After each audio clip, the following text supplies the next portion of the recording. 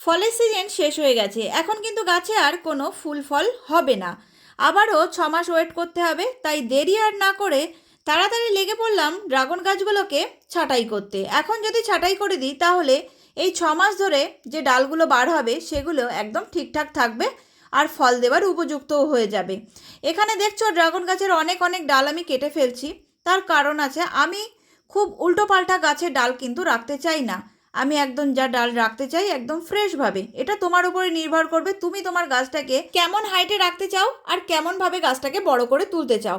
আমি যেভাবে আমার গাছগুলোকে রাখতে চাই ঠিক সেইভাবে গাছের ডালগুলোকে রেখে বাদবাকি ডালগুলোকে কেটে ফেলছি। ফলের সিজন শেষ হওয়ার মাত্রই কিন্তু এই ধরনের ভারী একটা কাটিং করে দেওয়া যায়। এরপরে এত ভারী কাটিং কিন্তু আর করা হবে না, ছোটোখাটো একটু আধটু ডাল কাটিং হবে। তবে ড্রাগন গাছের ডাল কাটিংয়ের পরে অবশ্যই কিন্তু মনে করে যে কোনো এক ধরনের ফাঙ্গিসাইড দিয়ে স্প্রে করতেই হবে।